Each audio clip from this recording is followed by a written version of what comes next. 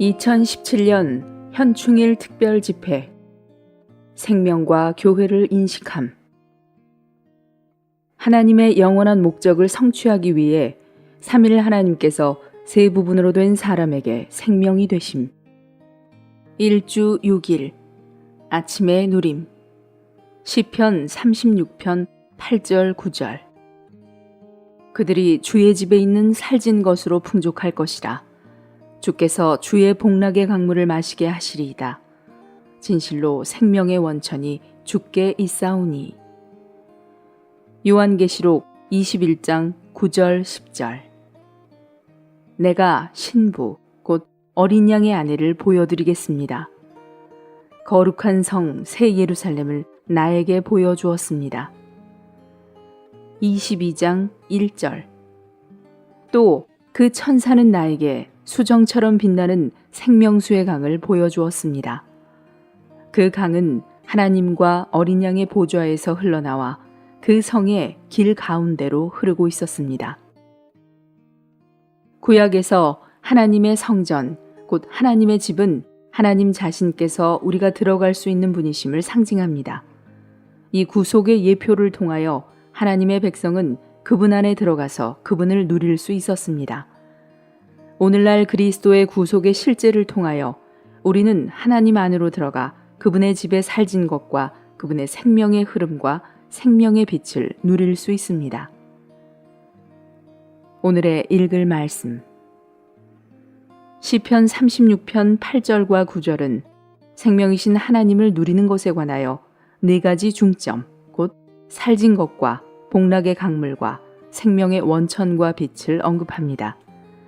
이것은 하나님의 집이 생명의 문제라는 것을 가리킵니다. 거기에는 또한 복락의 강물, 즉 기쁨의 강물이 있습니다. 우리는 하나님의 복락의 강물을 마시는 법을 배워야 합니다. 거기에는 또한 생명의 원천과 빛이 있습니다. 이 네 가지 항목들은 모두 하나의 사실을 보여주는데 바로 하나님께서 우리가 누리기 위한 분이시라는 것입니다. 그러나 그분을 누리기 위해서는 우리는 그분을 생명으로 취하고 그분에 의해 살아야 합니다. 그분은 생명의 원천이시지만 우리는 그분을 우리의 생명으로 취해야 합니다. 우리가 그분을 생명으로 취할 때 그분은 살진 것과 만족을 주는 강과 생명의 빛이 되십니다. 하나님께서 우리에게 원하시는 것은 주로 예레미야서 2장 13절에 언급되어 있으며 이 구절은 하나님께서 생수의 원천이심을 계시합니다. 하나님은 우리가 우리의 생활을 위해 그분을 생수의 원천으로 취하기를 원하십니다. 이것은 우리가 그분을 우리의 존재의 근원과 원천으로 취하기 원하신다는 것을 의미합니다. 어떻게 우리가 그분을 우리의 근원으로 취할 수 있습니까? 하나님을 생수의 원천으로 취할 수 있는 유일한 길은 날마다 그분을 마시는 것입니다. 마심으로써 우리는 원천이신 하나님에게서 흘러나오는 생수를 우리 안으로 받아들입니다. 원천이신 하나님을 마시는 것의 중요성은 요한복음 4장에 예시되어 있습니다. 주 예수님은 물을 기르려고 우물가로 온 사마리아 여인에게 마실 물을 달라고 요청하시면서 만일 그대가 하나님의 선물과 또 그대에게 마실 물을 좀 달라고 말하는 사람이 누구인지를 알았더라면 그대가 그에게 구하였을 것이고 그는 그대에게 생수를 주었을 것입니다. 라고 말씀하셨습니다. 그녀가 그리스도께 어디에서 이 생수를 얻을 수 있느냐고 묻자 그분은 누구든지 내가 주는 물을 마시는 사람은 영원히 목마르지 않을 것입니다. 내가 주는 물은 그 사람 안에서 원천이 되어 샘솟아올라 영원한 생명에 이를 것입니다. 라고 대답하셨습니다. 여기에서 주님의 말씀은 우리가 무엇을 마시든지 그것이 우리와 하나 된다는 것을 가리킵니다. 우리가 생수의 원천이신 하나님을 마실 때 그분은 우리와 하나 되시며 우리는 그분과 하나 됩니다. 우리가 하나님을 마시면 마실수록 그분은 더욱더 우리와 하나 되시고 우리는 더욱더 그분과 하나 되어 생명과 본성에서 그분으로 조성됩니다. 예레미야서 2장 13절은 내 백성이 두 가지 악을 행하였나니 곧 그들이 생수의 근원되는 나를 버린 것과 스스로 웅덩이를 판 것인데 그것은 그물을 가두지 못할 터진 웅덩이들이니라 라고 말합니다. 하나님께서 보시기에 가장 악한 일은 생수의 원천이자 근원이신 그분을 버리고 다른 어떤 근원을 의지하는 것입니다. 다른 근원들은 모두 우상입니다. 이 구절에서 우상은 터진 웅덩이에 비유되며 이것은 물을 담을 수 없습니다. 오늘날 사람들은 스스로 각종 웅덩이를 파기에 바쁩니다. 사실상 이러한 웅덩이들은 우상입니다. 우리는 이 상황을 생각하면서 하나님의 원하심은 우리가 그분을 우리 생명과 존재의 원천과 근원으로 취하는 것임을 깨달을 필요가 있습니다.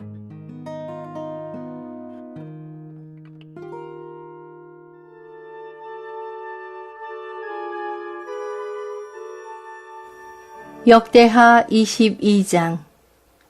예루살렘 거민이 여호람의 말제 아들 아하시야로 위를 이어 왕을 삼았으니 이는 전에 아라비아 사람과 함께 와서 영을 치던 부대가 그의 모든 형을 죽였음이라. 그러므로 유다 왕 여호람의 아들 아하시야가 왕이 되었더라. 아하시야가 왕이 될 때에 나이 42세라. 예루살렘에서 1년을 치리하니라. 그 모친의 이름은 아달랴라. 오므리의 손녀더라. 아하시야도 아합의 집 길로 행하였으니 이는 그 모친이 꾀어 악을 행하게 하였음이라.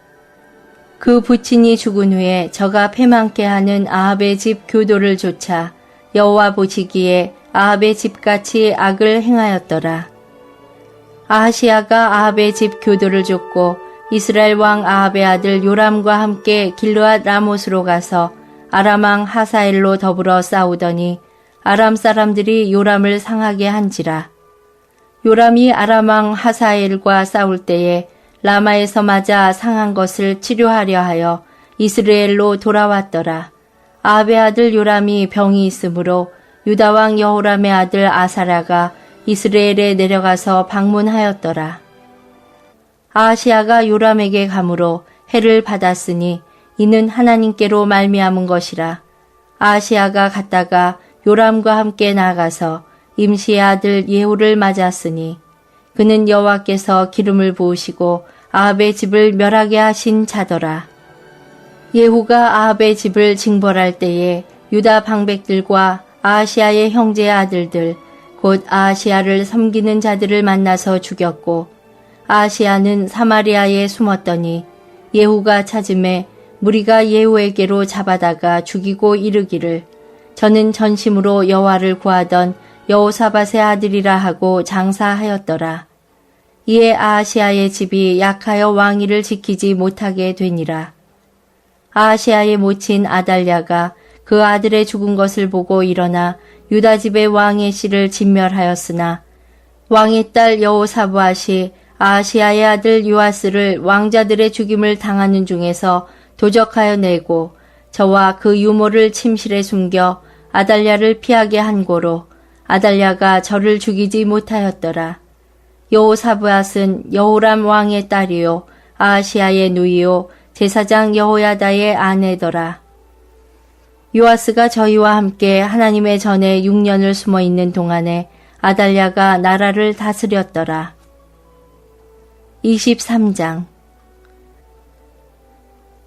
제7년에 여호야다가 세력을 내어 백부장 곧 여로함의 아들 아사랴와 여호하난의 아들 이스마엘과 오벳의 아들 아샤랴와 아다야의 아들 마아세야와 시그리의 아들 엘리사밧 등으로 더불어 언약을 세우매 저희가 유다로 두루다니며 유다 모든 고을로서 레위 사람과 이스라엘 족장들을 모아 예루살렘에 이른지라.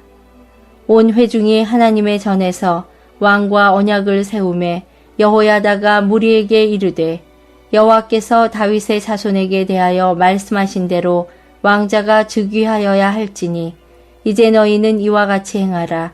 너희 제사장과 레위 사람 곧 안식일에 입번한 자의 3분의 1은 문을 지키고 3분의 1은 왕궁에 있고 3분의 1은 기초문에 있고 백성들은 여호와의 전뜰에 있을지라. 제사장과 수종드는 레위 사람은 거룩한즉 여호와의 전에 들어오려니와 그 외에 다른 사람은 들어오지 못할 것이니 모든 백성은 여호와의 명하신 바를 지킬지며 레위 사람은 각각 손에 병기를 잡고 왕을 호위하며 다른 사람이 전에 들어오거든 죽이고 왕에 출입할 때에 시위할지니라.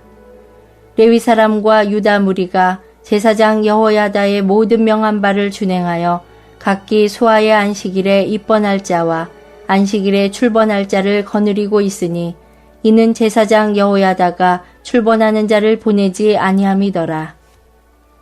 제사장 여호야다가 하나님의 전안에 있는 다윗 왕의 창과 큰 방패와 작은 방패를 백부장들에게 주고 또 백성들로 각각 손에 병기를 잡고 왕을 호위하되 전 우편에서부터 전 좌편까지 단과 전 곁에 서게 하고 무리가 왕자를 인도하여 내어 면류관을 씌우며 율법책을 주고 세워 왕을 삼을세 여호야다와 그 아들들이 저에게 기름 붓고 모두 왕의 만세를 부르니라. 아달랴가 백성들이 분주하며 왕을 찬송하는 소리를 듣고 여호와의 전에 들어가서 백성에게 이르러 보매 왕이 전문 기둥 곁에 섰고 장관들과 나팔수가 왕의 곁에 모셨으며 국민들이 즐거워하여 나팔을 불며 노래하는 자는 조악하며 찬송을 인도하는지라. 이에 아달랴가 옷을 찢으며 외치되 반역이로다 반역이로다 하매 제사장 여호야다가 군대를 거느린 백부장들을 불러내어 명하여 가로되 반열 밖으로 몰아내라. 무릇 저를 따르는 자는 칼로 죽이라 하니 제사장의 이 말은 여호와의 전에서는 저를 죽이지 말라 함이라. 이에 무리가 길을 열어주고 저가 왕궁 미문 어귀에 이를 때에 거기서 죽였더라.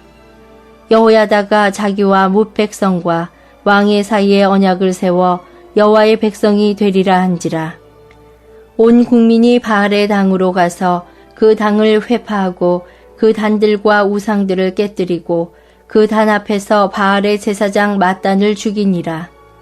여호야다가 여호와의 전에 직원을 세워 제사장 레위 사람의 소하에 맡기니 이들은 다윗이 전에 그 반차를 나누어서 여호와의 전에서 모세의 율법에 기록한 대로 여호와께 번제를 드리며 자기의 정한 규례대로 즐거이 부르고 노래하게 하였던 자더라. 또 문지기를 여호와의 전 여러 문에 두어 무릇 아무 일에든지 부정한 자는 들어오지 못하게 하고 백부장들과 존귀한 자들과 백성의 방백들과 온 국민을 거느리고 왕을 인도하여 여호와의 전에서 내려와서 윗문으로 조차 왕궁에 이르러 왕을 나라 보좌에 앉히매 온 국민이 즐거워하고 성중이 평온하더라. 아달랴를 무리가 칼로 죽였었더라.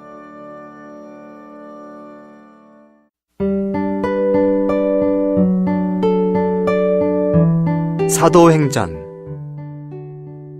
제17장 바울과 실라는 암비볼리와 아볼로냐를 거쳐 데살로니가로 갔는데 거기에 유대인의 회당이 있었다. 바울은 늘 하던 대로 그들에게로 들어가서 새 안식일에 걸쳐 성경을 가지고 그들과 토론하였다. 그는 그리스도께서 반드시 고난을 받으시고 죽은 사람들 가운데서 다시 살아나셔야 한다는 것을 그들에게 해석하고 제시해 주면서 내가 여러분에게 전하는 이 예수님께서 바로 그리스도이십니다 라고 하니 그들 가운데 몇 사람이 이 말을 받아들여 바울과 실라를 따르고 또한 경건한 헬라인의 큰 무리와 적지 않은 귀부인들도 그렇게 하였다. 그러나 유대인들은 시기하여 거리에 있는 불량배들을 데리고 와서 무리를 이루어 그 도시를 소란하게 하고 야손의 집에 들이닥쳐 바울과 실라를 군중 앞에 끌어내려고 찾았다. 그러나 그들을 찾아내지 못하자 야손과 다른 형제 몇 사람을 시관리들 앞에 끌고 가서 외쳤다. 세상을 온통 뒤집어 놓은 이 사람들이 여기에도 왔는데 야손이 그들을 맞아들였습니다. 이 사람들은 모두 예수라는 다른 왕이 있다고 하면서 가이사의 칙령을 거역하여 행동합니다. 그들이 이런 말을 듣던 무리와 시관리들을 선동하였으나 시관리들은 야손과 그 나머지 사람들에게서 보석금을 받고 그들을 석방해 주었다. 형제들이 즉시 밤중에 바울과 실라를 베레아로 보내니 그들은 거기에 도착하여 유대인의 회당에 들어갔다. 이곳 유대인들은 데살로니가에 있는 유대인들보다 생각이 트인 사람들이어서 간절히 말씀을 받아들이고 이 말씀이 그러한가 알아보려고 날마다 성경을 연구하였다. 그래서 그들 중 많은 사람이 믿었다. 또한 상류층 헬라인 부인들과 남자들 중에서 믿는 사람도 적지 않았다. 데살로니가에 있는 유대인들은 바울이 베레아에서도 하나님의 말씀을 전했다는 것을 알고 거기까지 와서 무리를 자극하고 선동하였다. 그러자 형제들은 즉시 바울을 내보내어 바닷가까지 가게 하였다. 그러나 실라와 디모데는 베레아에 남아 있었다. 바울을 안내하는 사람들이 바울을 아테네까지 데려다 준 뒤에 실라와 디모데도 될 수 있는 대로 빨리 자기에게 오게 하라는 바울의 명령을 받고 떠나갔다. 바울이 아테네에서 그들을 기다리고 있는 동안에 그 도시에 우상들이 가득한 것을 보고 그의 영이 속에서 격분하였다. 그래서 바울은 회당에서 유대인들 및 경건한 사람들과 더불어 변론하였고 또 날마다 광장에서 만나는 사람들과도 변론하였다. 어떤 에피크로스 철학자들과 스토아 철학자들도 바울과 논쟁을 벌였는데 어떤 사람들은 이 말쟁이가 무슨 말을 하려고 합니까? 라고 하였고 또 어떤 사람들은 다른 나라 신들을 전하는 사람인가 봅니다. 라고 하였다. 이것은 바울이 예수님과 부활을 복음으로 전하고 있었기 때문이다. 그들이 바울을 붙들어 아레오바고로 데리고 가서 말하였다. 그대가 말하고 있는 이 새로운 가르침이 무엇인지 우리가 알 수 있도록 해주겠소. 그대는 우리 귀에 생소한 것을 들려주고 있는데 이것이 무슨 뜻인지 우리가 알고 싶소. 모든 아테네 사람과 거기에 체류하고 있는 외국인들은 새로운 것을 말하거나 듣는 것 외에 다른 데에는 시간을 보내지 않고 있었다. 바울이 아레오바고 한가운데 서서 말하였다. 아테네 사람 여러분, 내가 보니 여러분은 모든 면에 종교심이 많습니다. 내가 두루다니며 여러분이 경배하는 대상들을 주의 깊게 살펴보았는데 알지 못하는 신의 계라고 새겨진 제단도 보았습니다. 그러므로 여러분이 알지 못하면서 경배하는 그것을 내가 이제 여러분에게 알려드리겠습니다. 우주와 그 안에 있는 만물을 만드신 하나님은 하늘과 땅의 주님이시므로 사람의 손으로 만든 신전에 살지 않으십니다. 또 하나님은 무언가 부족한 듯하여 사람의 손으로 섬겨야 하는 분이 아니십니다. 오히려 그분은 직접 모든 사람에게 생명과 호흡과 만물을 주십니다. 하나님은 한 사람에게서 인류의 모든 민족을 만드시어 온 땅 위에 살게 하시고 그들이 살 시대와 거주할 경계를 미리 정하셨는데 이것은 사람들이 하나님을 찾도록 하시려는 것입니다. 사람들이 하나님을 더듬어 찾는다면 발견할 수 있는데 사실 하나님은 우리 각 사람에게서 멀리 떨어져 계시지 않습니다. 우리는 하나님 안에서 살고 움직이며 존재합니다. 여러분 가운데 어떤 시인들은 우리도 그분의 족속입니다 라고 말하였습니다. 우리가 하나님의 족속이라면 신성한 것을 사람의 기술과 상상으로 금이나 은이나 돌에 새긴 것과 같은 것이라고 생각하지 말아야 합니다. 알지 못하던 시대에는 하나님께서 지나쳐 가셨지만 이제는 어디서나 모든 사람에게 회개하라고 명령하십니다. 왜냐하면 하나님께서 지명하신 사람을 통하여 의로 세상을 심판하실 날을 정하시고 그분을 죽은 사람들 가운데서 다시 살리심으로 모든 사람에게 믿을 만한 증거를 주셨기 때문입니다. 그들이 죽은 사람의 부활에 관한 말을 들었을 때에 어떤 사람들은 비웃었고 또 어떤 사람들은 이 일에 관하여 우리가 그대의 말을 다시 듣고 싶습니다 라고 하였다. 그러자 바울은 그들 가운데서 떠나갔다. 그러나 몇몇 사람들은 바울과 함께하며 믿었는데 그 중에는 아레오바고 법정의 판사인 디오누시오가 있었고 또 다말이라는 여인과 그 밖에 다른 사람들도 있었다.